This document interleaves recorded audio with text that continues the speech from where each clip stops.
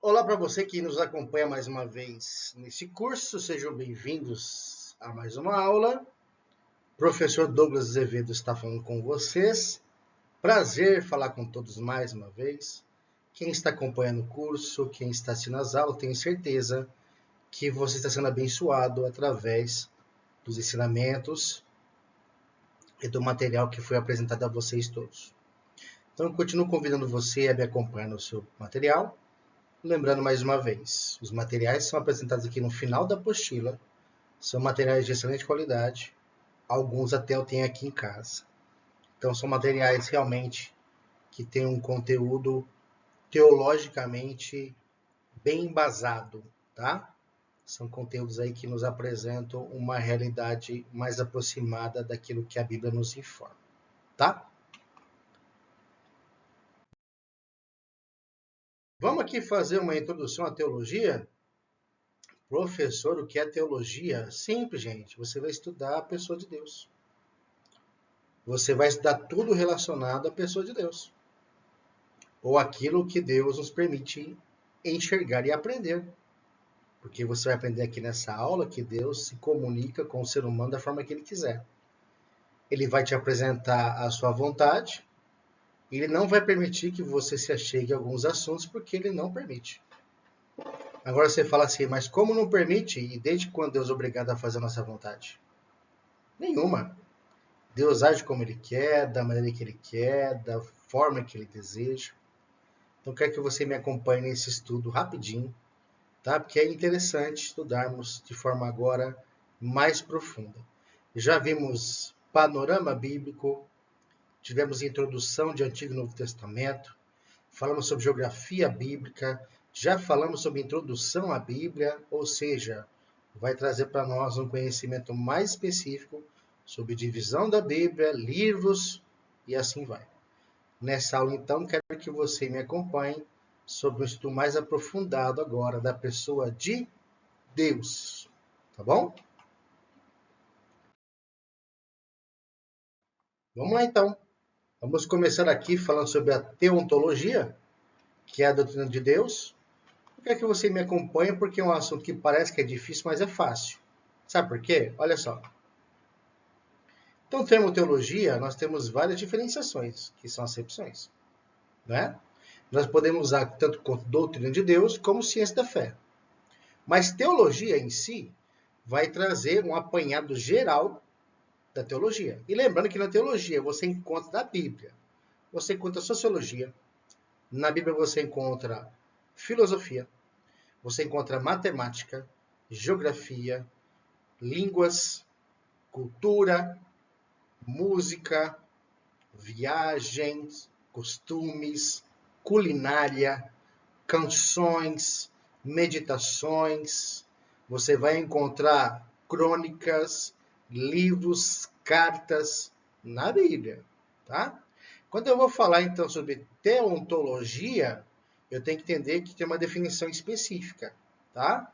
Então vai nos trazer então uma especificação do estudo, evitando interpretações ambíguas, ou seja, cada um interpreta como quer, não é assim que funciona. Então, de acordo com Sperry Schaeffer, o termo grego on, ou onto, significa ser, tá?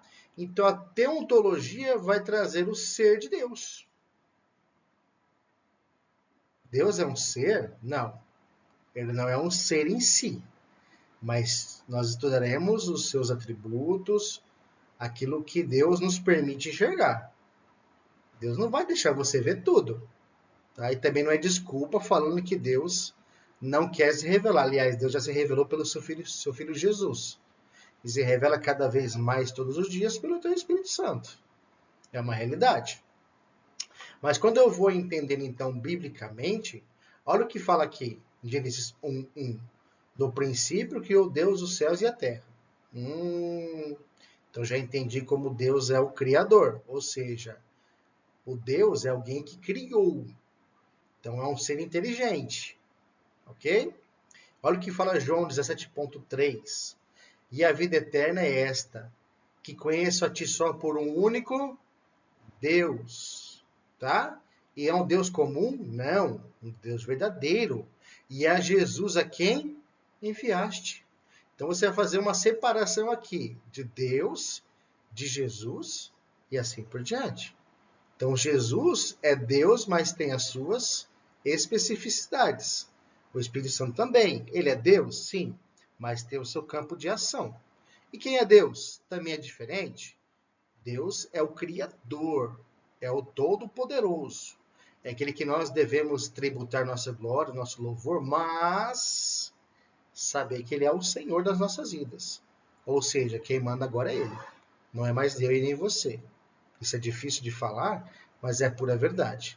Você não manda mais em você. Quem manda agora é o Senhor. Tá? Então você conhece agora por essas duas passagens que a teontologia vai trazer de forma mais sistemática quem é Deus, quem é o Espírito Santo, quem é Jesus Cristo, de uma forma mais sistemática, mais aprofundada, mais sistêmico, tá? Então, teologia praticamente, basicamente é isso. Vai estudar o ser de Deus, tá? Então, vamos começando agora aqui, falando sobre esse assunto. Teorias inadequadas. Está aí no seu material. Nós temos primeiro das teorias inadequadas, o ateísmo. Que teoria que é essa? Que Deus não existe. Teoria, tá? Deus não existe. Deus é fruto da imaginação de judeus, de romanos. Isso é ideia de Constantino. Ah, isso aí foi um romance? Não. Nós temos vários documentos que provam que Jesus esteve aqui. Nós temos documentos de historiadores como Flávio Josefo, Filo, por exemplo, que vai trazer a pessoa de Cristo. Até porque Josefo viveu, foi contemporâneo aí do Senhor Jesus no primeiro século. Agnosticismo é a negação do conhecimento. Não do Senhor, mas do conhecimento ou de conhecer. Nós temos em Atos dos Apóstolos, Paulo ele chega num cenáculo grande, ele vê que tem vários altares diferentes. E aí nós vemos então que Paulo olha um que estava escrito assim, agnostotel, que traduzindo, Deus desconhecido. Então eles tinham um altar ali vazio. Quem que é? Ah, eu não sei não. Eu sei que tem um Deus aí. Mas você não conhece ele? Não. Não tem como conhecer esse Deus. Não tem como conhecer esse Deus. Esse Deus aí, ele é diferente. Esse Deus é estranho, não é? É um Deus esquisito. A gente passa aqui, não se manifesta. Então, o agnóstico, ele vai falar para você assim, ó. Não é que Deus não exista, tá? Só que você não consegue conhecê-lo. E a Bíblia nos mostra que você pode conhecê-lo através da leitura da palavra. O evolucionismo vem da teoria de Charles Darwin, que fala sobre que os mais fortes sobrevivem. Então pensamos que estamos aí na sua cidade, onde você mora, e onde você mora não tem mais água. Você tem alguns pontos específicos de água que para alguns é muito longe. Então aquele que consegue permanecer nesse local e consegue fazer o trajeto e viver por anos e anos e anos, ter família, enfim, eles conseguiram evoluir. Então a evolução trata do quê? Quem consegue viver mais tempo? Quem sobrevive? É uma teoria inadequada que nós não compactuamos com ela. O politeísmo é a prática de adoração de mais de um Deus. Por exemplo, na Índia, nós temos mais de 2 milhões de deuses na Índia, tá bom? Vai desde um rato até uma vaca, certo? Então nós temos animais que não são sacrificados. Por exemplo, se deitar uma vaca na rua, ninguém mexe nela. Deixa ela quietinha lá, é o carro que se vira. Ah, mas uma rua estreita. Volta, pega outra rua. Tá? Enoteísmo não tem lugar para nenhum Deus. Tá? Nem para qualquer classe de realidade transcendental ou imaterial. Ou seja, para eles não tem um Deus que transcende e nem um Deus imaterial. Então nós sabemos que Deus transcende todas as coisas. Ele transcende o natural. e nosso Deus é imaterial. Você não consegue apalpar Deus, não. Ele é imaterial. Tá? Então, para o enoteísmo, não tem espaço para um Deus transcendente e nem um Deus imaterial.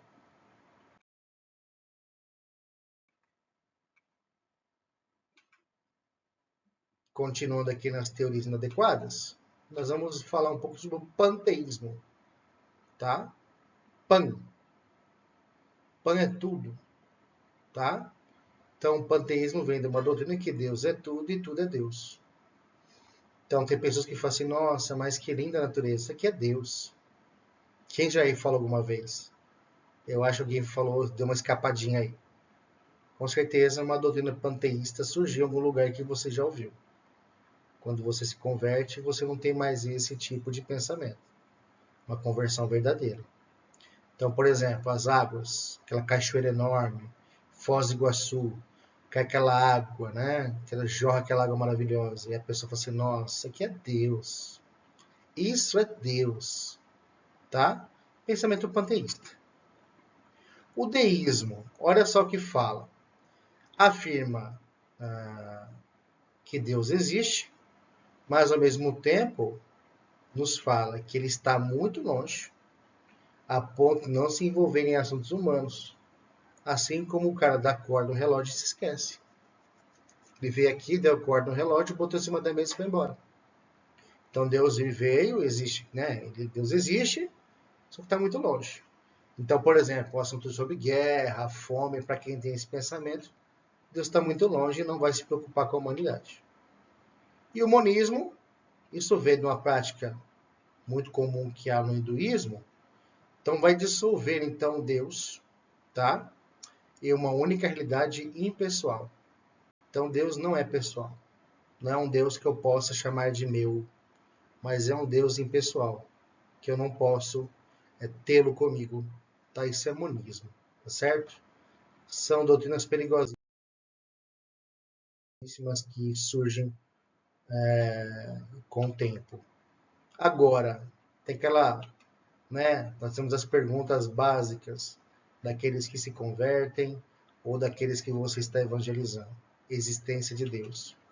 Aí uns falam assim, mas prova para mim que Deus existe. Me prova que ele existe, já que você fala que ele existe tanto. Me prova que Jesus Cristo realmente é Deus, que ele existe. Se me provar, então não quero. Aliás, na verdade é uma só. O que nós estamos vendo aqui, gente, é que nós não temos que provar nada para ninguém. A pessoa em si ela deve reconhecer que Deus existe. Como é que Deus existe? Guardando você na volta para sua casa, colocando força nas suas pernas e braços para você trabalhar, permitindo que você levante, permitindo que você tenha comida em casa, que você tenha uma casa. Isso nos prova que Deus existe. Porque Deus é o nosso Pai Celestial. E um pai sabe o que é melhor para o seu filho. Só que as pessoas confundem muito. Já que ele é meu Deus, então eu vou pedir o que eu quero. Então ele vai ter que me dar. Não, não, não. Deus não tem que dar nada para você. O que ele já tinha que dar, ele já deu. Primeiro, a sua vida na cruz. Outra coisa, o seu sangue para nós, ele nos deu. Né? E esse sangue nos cobre. E nos trouxe salvação. Nós não merecíamos nada disso. Nós merecíamos uma vida sem ele. A gente merecia aí continuar no pecado e as consequências acontecendo, não merecemos nada, mas Deus proveu o cordeiro como foi lá em Abraão com Isaac. E nós temos hoje, então, acesso ao céu. Uma coisa interessante que eu achei aqui nos escritos foi isso. Nós temos anseio e nós também buscamos a Deus. As pessoas buscam a Deus de várias formas, mas nós temos um caminho, como diz a palavra. Então as pessoas começam a frequentar vários tipos de religião, mas elas nunca acham e nunca ficam satisfeitas. Nós temos pessoas, por exemplo, que buscam a Deus em lugares assim que você nunca imaginaria. Fazem coisas achando que Deus irá olhar para cada uma delas, que Deus vai estar ali olhando a sua necessidade. Mas o mais interessante é o anseio. Quando eu falo em anseio, eu falo em vontade, eu falo em desejo. Eu anseio estar com Deus. eu necessito estar com Deus. Então, quando nós olhamos aqui, Deus é conhecido a partir do seu exterior. Olhamos para o mundo e descobrimos a necessidade lógica de um ser. Mas que ser que é esse? Um ser comum? Não, um ser superior. Nós precisamos enxergar que nós temos alguém que nos criou. Alguém que está sobre nossas vidas, um Deus supremo. Porque se não houvesse essa grande necessidade, não veríamos aí, em parte da história bíblica, por exemplo, pessoas buscando deuses assírios, deuses egípcios, porque acham que Deus, como um ser superior, tem poder para entregar aquilo que elas desejam. E realmente Deus tem poder para isso. Mas o que eu tenho que entender é uma coisa bem simples. É simples. Deus não é obrigado a nada para a gente. Ele só dá porque ele tem misericórdia. Então Deus é conhecido pelo seu exterior. Quando você olha o seu dia a dia, você fala assim, puxa, eu estou realmente vaziozaço. Eu preciso de alguém que me complemente. E aí você vai buscar alguém que te complemente. E quem seria esse? Deus. Então Deus, nós podemos conhecê-lo, mas Tomás de Aquino, por exemplo, fala que pela razão, tá? A natureza nos mostra. Esse racional é lógico. Quem que criou a água? Alguém inteligente. Quem criou o alimento? Como é que o alimento tem um tempo de colheita? Alguém pensou nisso. Chuva. Olha para o céu, um dia carregado, que vai chover muito, e você pensa que vai chover, as nuvens têm água. Como é que a nuvem não cai na cabeça da gente? O Sol e a Lua têm uma distância correta. Se a Lua é um pouquinho mais longe, nós morremos de frio. Se o Sol é um pouco mais quente, nós morremos queimados. Então Deus já pensou no ambiente para nós, que é um ambiente que nós conseguimos viver aqui na Terra, não sermos queimados nem morremos de frio. E outra, o Sol e a Lua, elas influenciam muito o nosso planeta. A Lua, por exemplo, influencia as ondas do mar, as colheitas, não é? O Sol influencia, por exemplo, em áreas do nosso planeta que algumas são frias e deve ter uma luz a mais de sol naquele lugar, para que não haja a morte das pessoas que moram ali. Então o frio existe? Sim, mas o sol vem para nos aquecer. Sem o sol as plantas morrem. E sem sol nós também morremos. Se ficarmos sem vitamina D, nós podemos morrer. E o sol é abundante em vitamina D, tá? Então você consegue ver tudo isso através da criação. Agora, argumentos que vão confirmar que Deus existe. Isso aqui é muito interessante. A Bíblia está repleta disso. Na cosmologia, tá?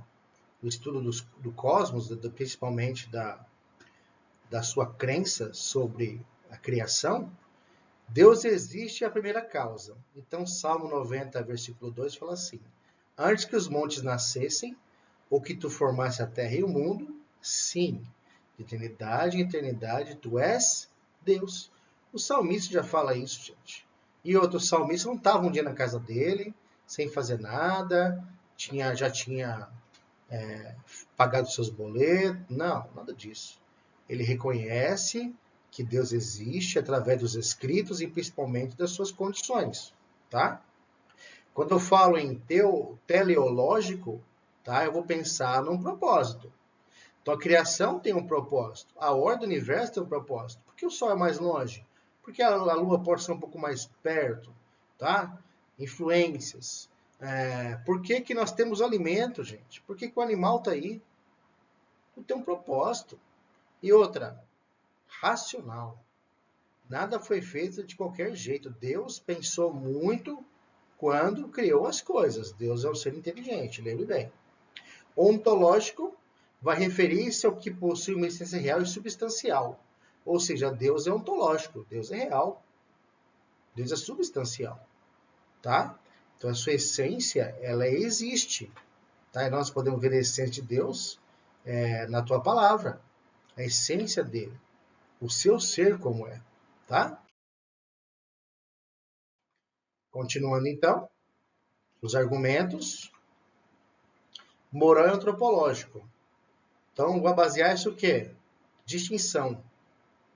E também em senso, ou seja, moralmente falando, e também antropologicamente falando. Antropológico vai relacionar-se ao homem, né? O homem racional, o homem pensador, o homem que pensa antes de agir, que estuda a situação. E também o homem moral.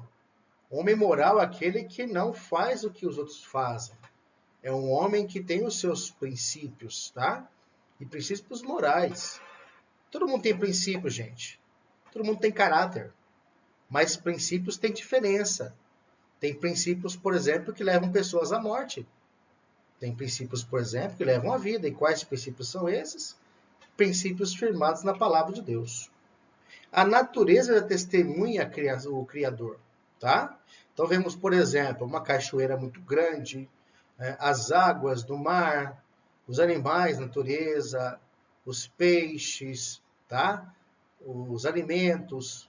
A natureza já fala para nós que alguém criou um ser inteligente, inteligentíssimo, consegue criar o ser humano, consegue fazer dentro de você funcionar de forma sincronizada, tá? As mãos, os pés, o pulmão, tudo isso funciona de forma sincronizada. Alguém fez isso em você, tá?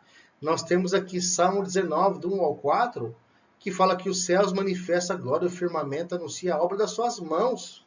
Olha o que fala aqui, céu, criação, natureza, firmamento, é o céu, tá? É onde ficam as estrelas. Isso anuncia a obra de Deus.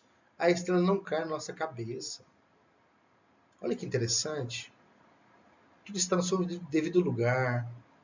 Tudo está caminhando certinho, sem maiores problemas. Isso é lindo. Como é que você não vai olhar tudo isso e não vai falar que Deus existe? Puxa vida, se você fala que Deus não existe, você me desculpa falar, mas você é um tolo. Você está perdendo seu tempo e não crê que alguém criou. Alguém criou tudo isso. Não adianta falar que Deus não existe, que Deus não criou. Deus criou, pronto, acabou. Foi Deus que fez. O homem não tem capacidade de criar. O homem copia. O homem pega aí, ele olha alguma coisa, ele vai lá, ele consegue, claro, né, pelo seu raciocínio que Deus deu, consegue fazer uma cópia. Mas criar do nada o homem não faz. Quem faz isso é Deus.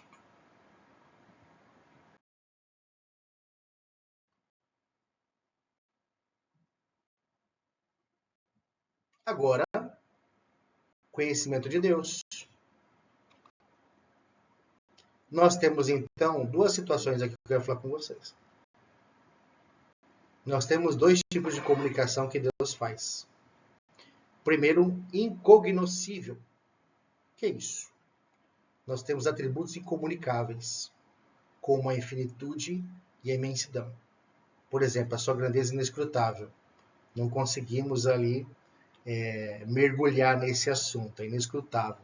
Nós não conseguimos entender, tá? O entendimento é infinito. Isso é atributo incomunicável. Você vê, você sabe que existe, mas você não tem profundidade. Agora, o cognoscível, você tem sim a revelação. E vem da onde? Pela sua palavra, tá? Assim o homem pode conhecê-lo, haja vista ser ele, Deus, também imanente, que é o suficiente para que exista um relacionamento entre ambos. Ou seja, o meu relacionamento com Deus vai pelos seus atributos que são cognoscíveis, ou seja, que são comunicáveis. E o incomunicável eu não posso ver? Claro que você pode. Só que você não tem acesso, porque é uma coisa que somente Deus oferece. Ele quer que você o conheça, mas existem coisas que ainda é melhor que fique guardado, tá certo? Essa é a realidade. Alguns falam assim, mas é mistério. E pessoas vão ficar com isso na cabeça, meio que algo sem resposta. Ah, mas então você não sabe, não tem resposta? Então quer dizer que é mistério, não tem resposta? Não. É igual você. Você na sua casa e você tá ali no seu lar e alguém pergunta para você, deixa eu perguntar para você, o que você tem na sua sala?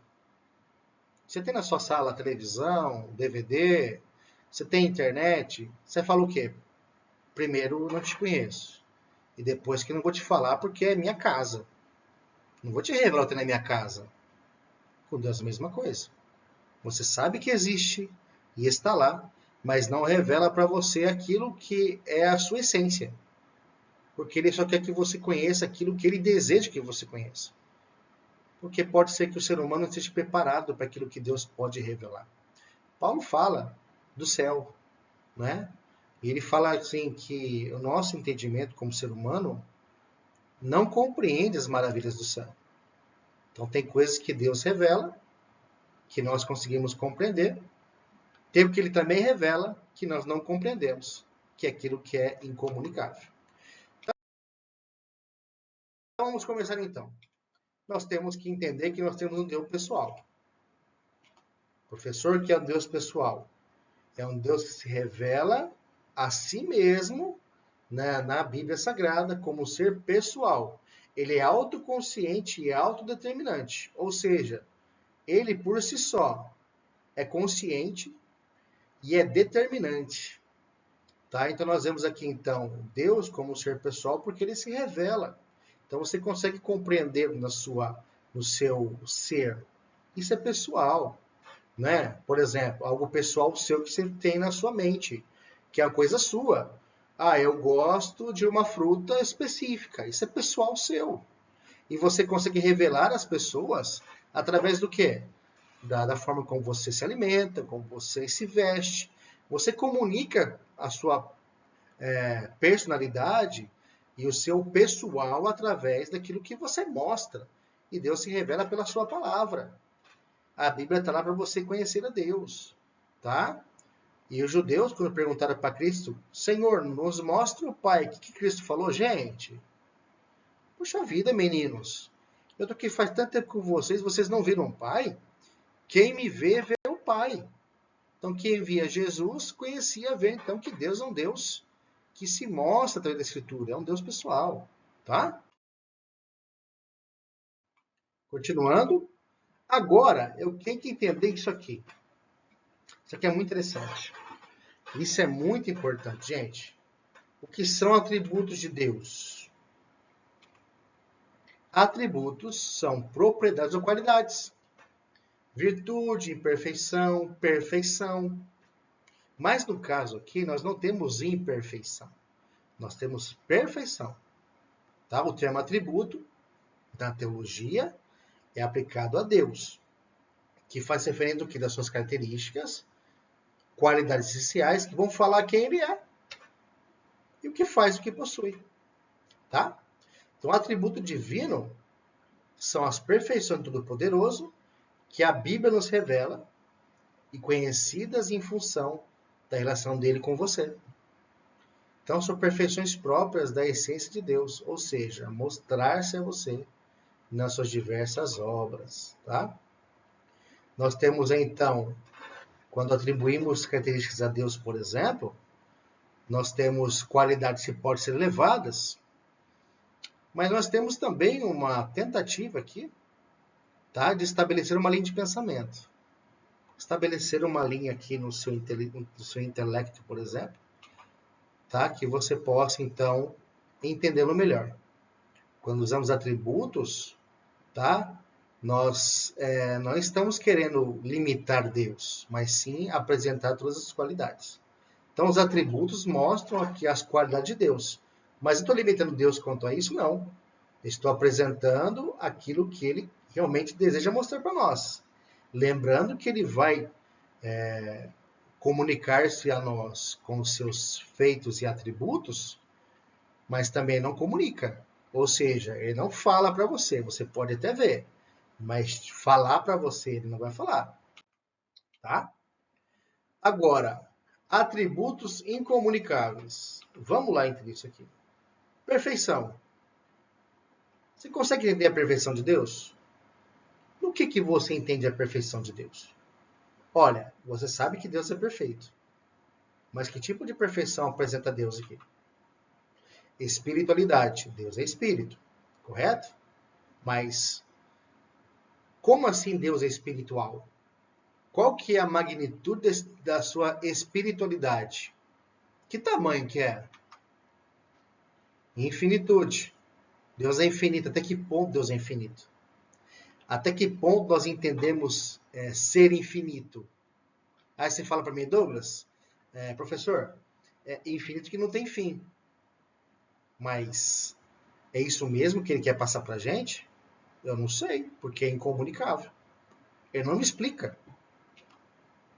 Deus é eterno. O que é eterno para você? O que é eternidade? Você fala assim, Douglas, eternidade é você ver para sempre. Tá, mas para sempre quanto? Eternidade quanto? Quanto tempo é eterno? Quanto tempo? Mas eternidade é igual na Terra, que aqui é cronológico, lá em cima é diferente? Como assim eterno? Será que 1000 anos aqui é igual lá em cima? Será que 10.000 anos é igual lá em cima? Será que 1 milhão de anos é igual lá em cima? 50 milhões de anos? 100 milhões? 1 bilhão de anos é igual lá em cima? Não sei. Não posso saber, porque ele não me comunicou sobre isso. Deus é imutável. Nós sabemos que Deus não muda. Ele não muda mesmo, mas até que ponto que ele não muda? Você pode explicar para mim, você que está estudando? Ou você que já leu muitas vezes a Bíblia, que eu sei? Você pode explicar para mim até quando Deus não muda? Até quando Deus não se intromete? Até quando Deus, por exemplo, ele vai ser fiel naquilo que ele fala que ele é imutável? Você sabe falar para mim? Você consegue falar? Não. Onipresença é imensidade ou imensidão. Onisciência e onipresença. Onipresença é que Deus está em todos os lugares. Onisciência é que ele tem sabedoria para todas as coisas. Ele tem consciência disso. E onipotência tem poder, mas até quando? Que tamanho?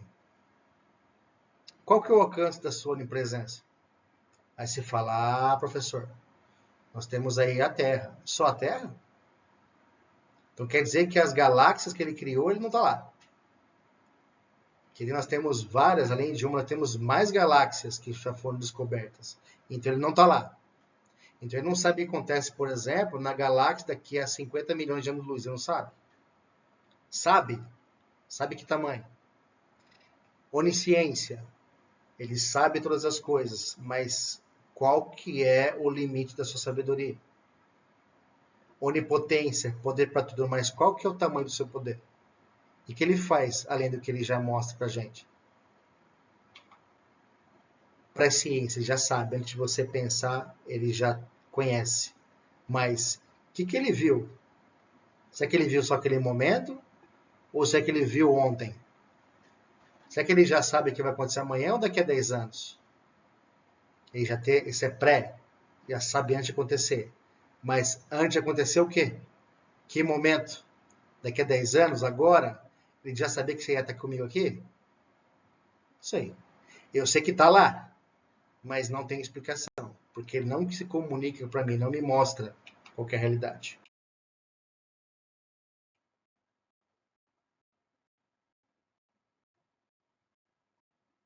Tem os comunicáveis. Vamos lá. Santidade. Você sabe o que é santidade. Ele vai te apresentar a santidade. Hebreus 12 fala. Viver em paz com todos e com a santidade, ou qual sem ela ninguém verá Deus. Peraí. Então, se eu não for santo, eu não vou ver Deus. Não verei. Isso é importante para você e para mim, como professor, mas como também como cristão, eu tenho que ser santo. Verdade e fidelidade. Ele mostra a palavra dele? Mostra. Ele mostra. E você vê no seu dia a dia? Vê. Amor. Deus é amor. João 3,16. E você vê amor no seu dia a dia? Claro que você vê. Então você consegue saber o que é. Você está vivendo isso. Você vive isso. Você enxerga. Tá? Bondade. Você consegue enxergar a bondade de Deus na sua vida? Sim. Você está aqui, por exemplo, agora estudando. É uma bondade de Deus. Misericórdia, graça e longanimidade. Você consegue enxergar isso? Consegue. Claro que você consegue. Com toda certeza, porque Deus é bom. Justiça. Quando é que você vê justiça? Quando, por exemplo, alguém que te fez mal, o Senhor aplica a justiça dele. Quando aquilo que não é correto perante os olhos dele pode aplicar, não somente com você, mas com outras pessoas. Justiça de Deus, essa nunca falha. E você consegue enxergar tanto na Bíblia quanto na sua vida real. E sabedoria, tá? Sabedoria, exemplo básico que nós temos na Bíblia é Salomão. Mas ele também nos dá sabedoria. Então nós entendemos que ele nos comunica sobre esse atributo, tá? E nós vemos em Deus a justiça, a sabedoria. Então nós conseguimos ver isso e ele nos explica isso. Ele nos comunica, e nós entendemos através do Espírito Santo que ele se comunica conosco. Tá bom? Nome de Deus que nós temos então, Elohim, ou Elohim, que é o Deus único e verdadeiro. El é Deus, tá? Por exemplo, Betel. Betel é casa de Deus, tá certo? Elion é o Deus Altíssimo. El Shaddai é o Deus Todo-Poderoso. E Adonai é um termo que você vai expressar o Deus soberano, que é o Deus do universo. Então, Adonai. Então, quando você fala assim, quando você ora e você, Senhor, Adonai, ou seja, é o Deus supremo, tá? É o Deus superior a qualquer outro Deus. Então, você serve o Deus Adonai, sabe? O Deus El Shaddai, que é o Deus Todo-Poderoso, mas quando você fala Adonai, ele se expressa, esse termo, a soberania de Deus sobre tudo, inclusive no universo. Não é só na Terra, gente. As pessoas acham que é só na Terra. Não é só na Terra. Não é só na sua vida que ele vai fazer. Não é só na sua casa que ele vai fazer. Ele faz no universo. É ele que move tudo. Tudo se move pela vontade dele. Não é na sua. Tem gente que acha que a Terra vai parar porque ele está sem serviço. Vai parar porque ele tá sem uma esposa. A mulher vai parar o mundo porque não tem um marido. Imagina! A vida segue, para com isso. Vamos caminhar. Nunca. Agora, nós temos o tetragrama. É o YHWH. Significa o quê? Olha só. O tetragrama hebraico grafado, geralmente como Yahvé ou Yahweh, tá? É o nome pessoal de Deus, Israel. Que em nossas versões aparece como Jeová, Javé ou Senhor. Tá? São 4 consoantes hebraicas do nome divino e que com o tempo tornou-se impronunciável, num período interbíblico. Tá? Por que falava isso? Para que não tivesse uma vulgarização do nome. Olha aqui fala em Êxodo capítulo 27. Não tomarás o nome do Senhor teu Deus em vão. Por quê, gente? Porque é muito fácil você falar assim, Deus, Deus, Deus, Deus, Deus, Deus. Eles não fazem isso. Eu já ouvi uma vez falar que Yahvé, né, o nome, eles não pronunciavam. Por quê? Com o tempo foi se perdendo. Mas, se você for analisar aqui então, nós temos um tempo interbíblico, tá? Um período aí de alguns anos, que não se falava. E também havia um cuidado para que não houvesse uma pejorização do nome de Deus. Então, por exemplo, acontece alguma coisa, eita Deus. Aí bate o dedo na porta, ai Deus. Gente, são coisas vãs. Então, para evitar isso, né, eles não pronunciavam mais. Tá? Mas o nome, esses 4 palavrinhas, é para designar Yahvé ou Yahvé. Tá? É Yahweh ou Yahvé. Tá bom? Mas são 4 consoantes que vão mostrar o nome de Deus. Certo? Eu achei isso aqui muito bonitinho. Eu quero deixar um pouco mais descontraída essa aula aqui. Olha que coisa mais linda na sua lateral. Aí. Nós temos os dias da criação divina. Primeiro dia que nós temos ali, separação entre o dia e a noite. O sol e a lua. E as estrelas. Tá? Então temos agora o dia assim iluminado. E a noite também, com as estrelas e a lua. Dependendo, você sabe muito bem disso, o ciclo lunar, nós temos uma noite que nós não usamos o farol do carro. Algumas vezes eu tinha uma motocicleta que ela tinha aquela função de ligar e desligar o farol ainda. Então muitas vezes eu voltando à noite para minha casa, estava tão forte a lua que na estrada eu vim de farol apagado. Olha só como é que a gente, quando não tem Deus, é meio doido. Em alguns trechos, a gente conseguia vir com o farol apagado. De tão forte que é a luz da lua. Segundo dia, a separação entre céu e o mar.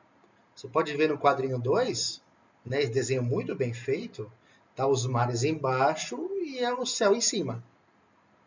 No terceiro, nós temos ali ó, a separação entre as águas e a terra. Não é bonitinho? Olha que coisa mais linda. No quarto dia, você vê um jardim. Ah, a famosa maçã ali, ó. O pessoal não fala fruto proibido, o pessoal fala maçã. Então, Adão e Eva comeram a maçã, né? A ideia que passa é essa. A televisão passa isso, filmes aí passam que ela comeu uma maçã. A gente não sabe que fruto que era. Era um fruto. No quinto dia, nós temos animais lá, né? E eu acho interessante uma vez, aquele pastor Cláudio Duarte falou assim, que se Adão colocasse macaco na vaca não ia dar certo. Então, vaca tem cara de vaca mesmo. Elefante tem cara de elefante mesmo, né? No sexto dia, olha só que nós temos ali, o homem já. E no sétimo dia, nós temos um mundo totalmente pronto e Deus descansando. Agora, Deus cansa? Deus é um homem que cansa? Ah, Deus criou tudo em 6 dias, né? Alguns dizem que foi 24 horas, mas nós temos que entender ainda que não tinha a instituição do Cronos ainda, então pode ter demorado muito mais do que as horas que nós pensamos, até porque para poder fazer bem feito. Alguns creem que eram 24 horas, outros creem que não, mas a ideia não é essa. A ideia é saber que cada dia Deus fez uma coisa diferente. Ou seja, nós entendemos que Deus a cada dia faz uma coisa nova. Não é bonito isso? Cada dia que passa, Deus tem uma novidade para a gente. Olha quanta coisa Deus em 6 dias fez. E coisas novas pela tua palavra, né? Então Deus não se cansa. O que ele queria mostrar aqui é que ele está colocando um limite, tá? Está limitando aqui. Coloca um limite nas coisas. Para que nós não transpassássemos os limites. Porque Deus coloca limites para nós. Por que nós temos a lei? Porque nós não andássemos conforme a nossa vontade. E quando você vai, por exemplo, lá para Êxodo, que você vê as peregrinações, você vê que o povo não tem um limite. Eles vão andando. Eles vão vivendo como eles querem. Até que a lei é instituída, eles começam agora a ver uma nova vida. E aí nós temos então o povo seguindo a lei que Moisés escreve, claro, gente. Mais uma vez, Deus é quem deu a Moisés as diretrizes para poder escrever a lei. Porque se você for analisar Levítico, lá tem o manual de como você oferta, você sacrifica, e tudo que está escrito lá é agradável a Deus. Então, ou seja, não é de qualquer jeito que você faz um sacrifício, nem oferta, tá?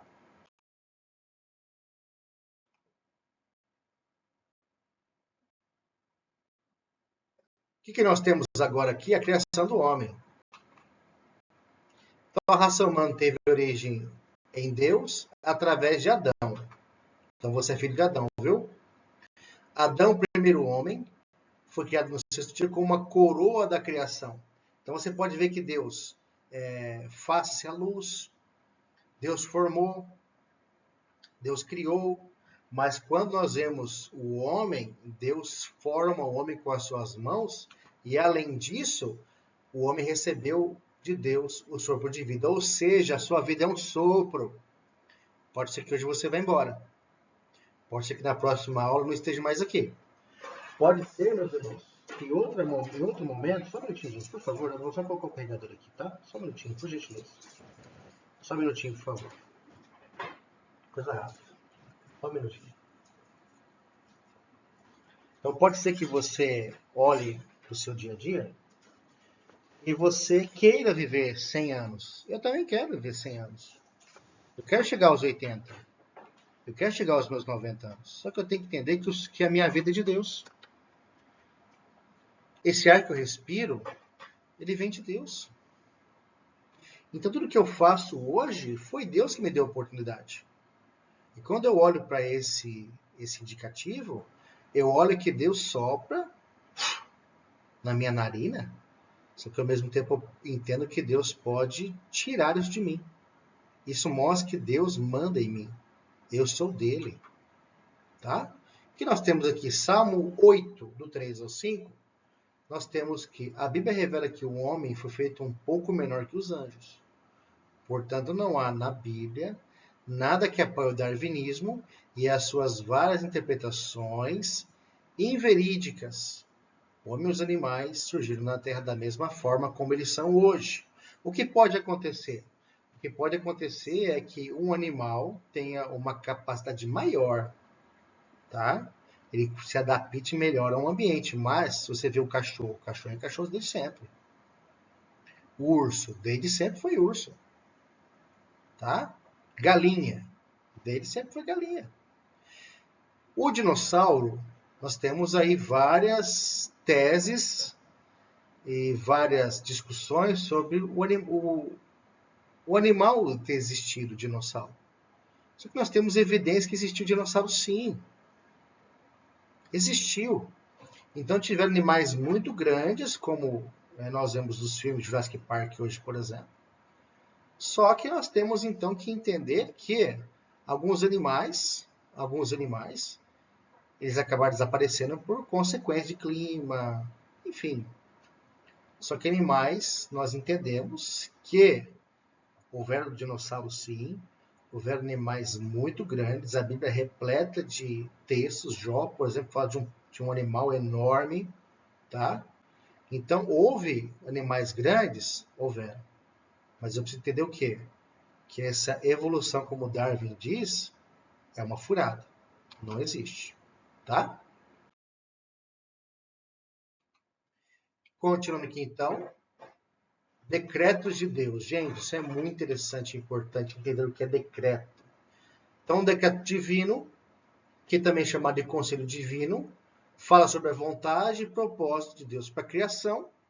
São deliberações incondicionais, ou seja, são ações feitas de forma esporádica, deliberada, da maneira como ele quer, que nasce do desígnio e do propósito de Deus. Tá? Então, o termo vem do grego baus, que usa para conselho, em passagens acima, como estamos ali.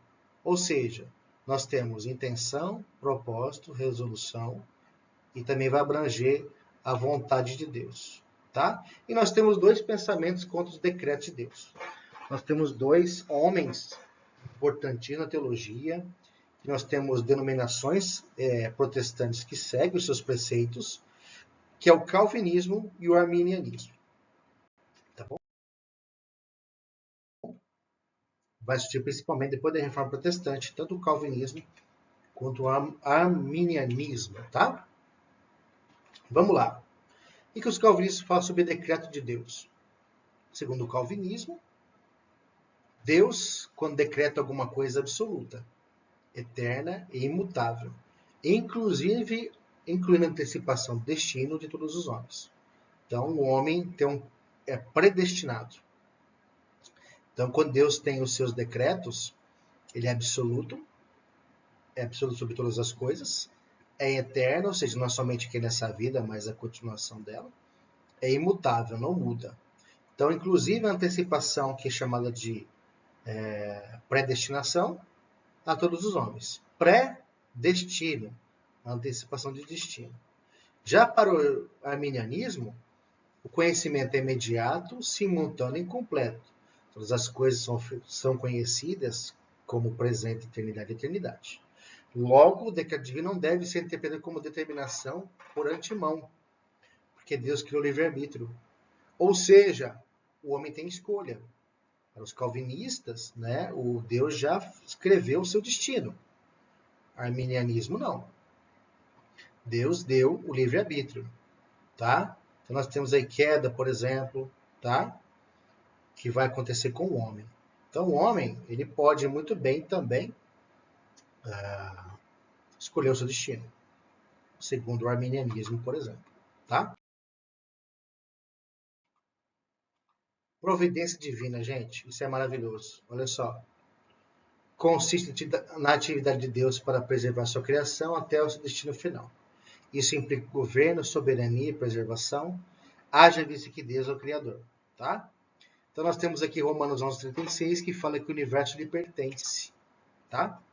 Nós temos também aqui que Deus é o único e soberano do universo e tem controle de tudo. Tá? Então nós temos aqui que o universo pertence a Deus e Deus é o único soberano do universo. E ele controla tudo, tá? Então se você entender o que foi falado aqui, Deus tem o controle do universo, ou seja, Deus sabe de tudo, conhece tudo, ele que manda, tá? Então tudo isso que nós vamos mostrar é principalmente sobre a sua vontade. Uma coisa que nós temos aqui também, gente, é sobre isso aqui, ó. Trindade. Nossa, que é uma bagunça para muita gente. A gente não entende isso, né? E vai surgir algumas doutrinas muito estranhas aí que é bom você conhecer. Nós não temos contradição entre o monoteísmo do Antigo Testamento e a Trindade cristã. Haja visto que nós temos um mesmo e único Deus, tá? Que subsiste em três pessoas. Ele é um só Senhor em três pessoas e não em três deuses. Não temos Jesus como um Deus separado, tá? Ele é só um Senhor, ou seja, a sua essência é divina. Os três têm a mesma essência, mas o que nós temos que entender, gente, é de uma forma muito simples, que nós conseguimos ver cada um com a sua particularidade. Deus o Pai, o Deus soberano, que está acima de tudo, já vemos uma pessoa, mas é um Deus. Depois vem o seu Filho, que se esvazia e começa o plano da salvação. Só que ele se mostra aqui nessa terra, mas o seu ser é divino. Olha só os milagres que ele faz. Ressuscita morto, traz vista ao cego, né? Coxo anda. Quem faz isso? Deus! E temos o Espírito Santo, que age em favor da gente. É um ser divino. Por que divino? Porque ele tem a sua ação nessa terra, ele tem contato com Deus. É um ser divino. Gente, cada um, tá? Não são deuses, são três pessoas, porque tem atributos, gente. Tá? Atributo de pessoas. Em João nós vemos que quando Jesus chega até Lázaro, que ele está morto, ele chora, meu Deus do céu. Então ele foi homem também. Jesus foi homem também. E você vai ver que tem gente que falou besteira na frente. Nós vamos estudar sobre isso, tá? A Bíblia fala que nós temos um Deus e que ele é um só. Ensina que o Pai é Deus pleno, com atributo de divindade, e que o Filho é Deus, não apenas sua divindade, mas também corporalmente toda a plenitude, tá? E ela vai se asseverar naquilo que é santo, como lemos em Atos, tá certo? Então nós não temos, gente, confusão aqui. É só ler com cuidado. É só ler cada um que nós veremos aqui, cada um tem os seus atributos. Você pode ver que eles têm atributos, mas a essência é divina, ou seja, um único Deus, não três deuses. Senão vai ser um politeísmo, e para nós não cabe isso, tá? Olha só, vamos lá. O que nós temos aqui, então? Essa doutrina não vai neutralizar e nem contradizer a unidade. Também não anula a trindade, que conforme nós pregamos, que segue a palavra do Senhor, consiste em um só em três pessoas e não em três deuses. Eles vão formar uma tríade, tá? Ou triunidade. Trindade vem de tríade ou triunidade. Triunidade. Triunidade. Então são três pessoas diferentes, tá? Mas com a mesma essência, tá? Cada um tem o seu atributo, mas a essência é a mesma. Ok? Nós também temos que entender que essa doutrina, com o passar do tempo, foi desenvolvida. O termo trindade não aparece, gente. Você não vai achar a trindade na Bíblia, tá? Mas é uma formulação um pouco posterior. E mesmo que fechou-se a Bíblia, não se coloca mais nenhum livro lá, já fechou, não tem como mexer. tá? Então, nós temos aqui Tertuliano, que vai atribuir, então, essa nomenclatura de trindade. Porque ele entendeu que Deus, a sua essência, se manifesta em três pessoas. Manifesta. Ele aparece. Você consegue enxergá-lo em três pessoas. Mas você está vendo Jesus agora? Você está vendo Cristo agora na sua frente, é ele? Não.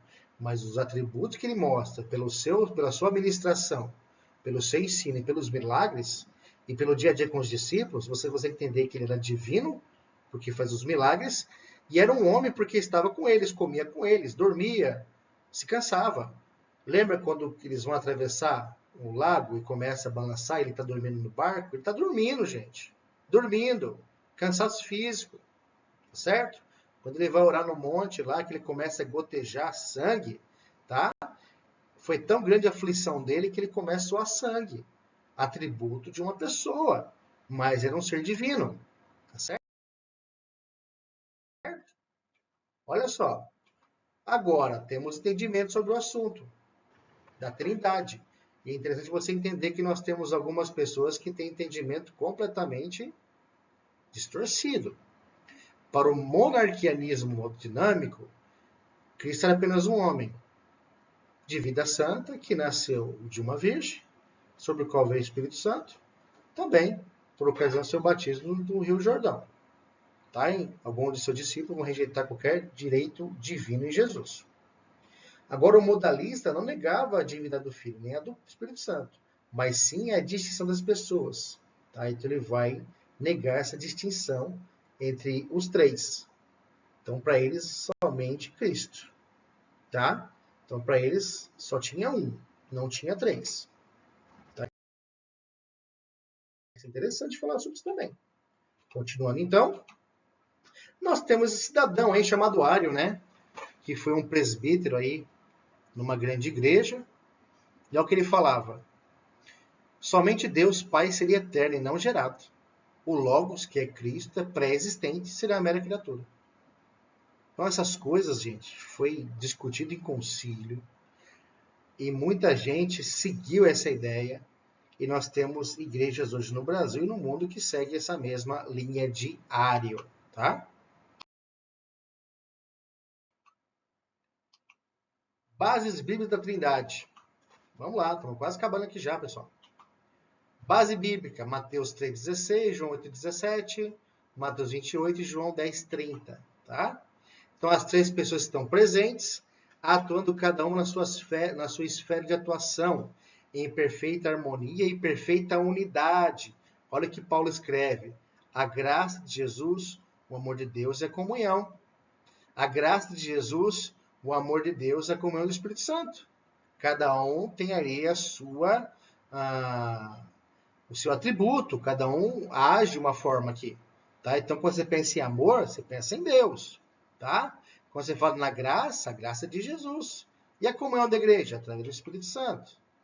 Essa é a mais bela bênção das epístolas paulinas, como conhecido como bênção apostólica, que é a seguinte: o grande amor de Deus, que a graça de nosso Senhor Salvador Jesus Cristo e a comunhão e a consolação do Espírito Santo, seja por toda a igreja que você diz, amém. É a bênção apostólica, que é mencionada aqui por Paulo, nos mostrando que há, assim, uma trindade e cada um tem o seu papel. Nós temos outras passagens bíblicas, tá? Que cada uma dessas pessoas é um Deus absoluto, não Deus, perdão, é Deus absoluto, mas a enfatizar atributos divinos e as suas obras que são operadas, tá? Então tem uma diferenciação aí. As três pessoas da Trindade, olha só, no caso do Deus Trino, necessário haver restrição. Não são três seres, indivíduos ou sujeitos, e sim três identidades conscientes. Tá? A natureza de Deus é uma, enquanto as pessoas divinas são três. A Trindade é a união das três identidades, pessoais só um ser indivíduo. Então, nós vamos tratar aqui sobre existência ou essência. Então, mais uma vez, nós temos então a reunião de três, tá? De três personalidades que se mostram em uma, tá? A gente poder acabar aqui, então, a nossa aula, caminhando para o finalzinho, as obras dessas pessoas. Então, cada uma das 3 pessoas é autor do Novo Nascimento. De acordo com a Escritura, cada pessoa, a Trindade, habita nos fiéis. Então, tanto o Pai, Filho e Espírito Santo, habita nos fiéis. O Pai, Filho e Espírito deram aos apóstolos poder para operar milagres, tá certo? E cada uma delas inspirou as Escrituras. O Pai, Filho e Espírito Santo. Os 3 agiram nessa confecção da Bíblia. Não há dúvidas, à luz da palavra do Senhor, quanto à Trindade, pois cada uma das pessoas ainda distribui dons espirituais. E, finalmente, cada uma delas dá missão aos profetas, envia os apóstolos e ministros. Bom, gente, a aula de hoje foi essa. Espero que você tenha gostado. Pega o seu material, analisa certinho. Pega o seu livro também. Compre livros também, adicione material para o seu conhecimento. Baixe livros, tenha manuais. Quanto mais material para você, melhor. Tá bom, pessoal? Espero que vocês tenham gostado. Obrigado a todos pela participação. E bons estudos a todos vocês.